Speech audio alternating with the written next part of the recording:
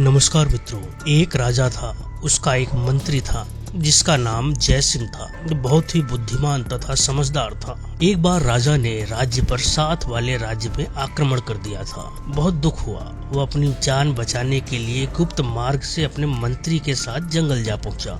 उसके मंत्री को चाहे कोई भी दुख हो या सुख हो, वो हमेशा यही कहता था, परमात्मा जो करता है अच्छा ही करता है। परंतु राजा को यह बात अच्छी नहीं लगती थी। वह मंत्री के मुख से यह बात सुनकर जल भुन उठता था। जब मंत्री और राजा अपनी जान बचाकर जंगल में पहुंचे तो मंत्री मन ही मन परमात्मा को धन्यवाद दे रहा था। उसने राजा से कहा, राजन, घबराने की क्या जरूरत है, ईश्वर पर भरोसा रखो, वह जो भी करता है अच्छा ही करता है। हमारी पराजय का कोई न कोई भेद जरूर होगा जो हमें अभी तक पता नहीं चल पा रहा है।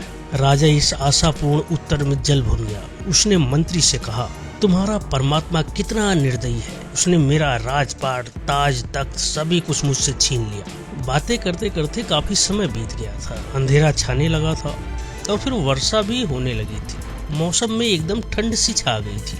उन्हें सर्दी पीड़ा दे रही थी। उन्होंने आग जलाई, परंतु बौछार के साथ वह भी बुझ गई। तभी राजा फिर भड़क कर मंत्री से कहा, तुम्हारा भगवान कितना निर्दयी है, उसे हम पर जरा भी तरस नहीं आता। इतने में उन्हें घोड़े के टापू का स्वर सुनाई दिया।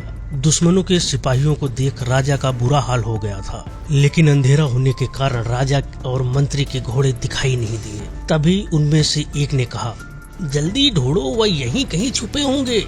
दूसरे ने कहा, जल्दी करो, कल उन दोनों को फांसी दे दी जाएगी और हमें बहुत सारा इनाम मिलेगा। लेकिन वे सैनिक राजा और मंत्री को ना ढूंढ सके और अपना सा मुंह लेकर वापस चले गए। इस तरह राजा और मंत्री की जान बच गई। तभी मंत्री ने राजा से कहा, महाराज, अब तो आपको ईश्वर पर भरोसा हो गया होगा कि परमात्मा जो भी करता है अच्छा ही करता है। यदि भगवान की कृपा से वर्षा नहीं होती तो सिपाही आग की रोशनी में हमें ढूंढ लेते और कल हमें फांसी हो जाती। अब राजा अपने समझदार भक्त मंत्री की बात सुनकर प्रभावित हुआ। अब उसे परमात्मा पर पूर्ण विश्वास हो गया। उधर उसके राज्य में अचानक प्राकृतिक आपदा आई। राजमहल में बैठा दुश्मन राजा महल के मलबे में दबकर ही मर गया। चारों ओर हाहाकार बच गई। उधर मंत्री और राजा दोबारा अपने राज्य में चले गए। बिना लड़े भड़े ही राज्य पुनः प्राप्त हो गया।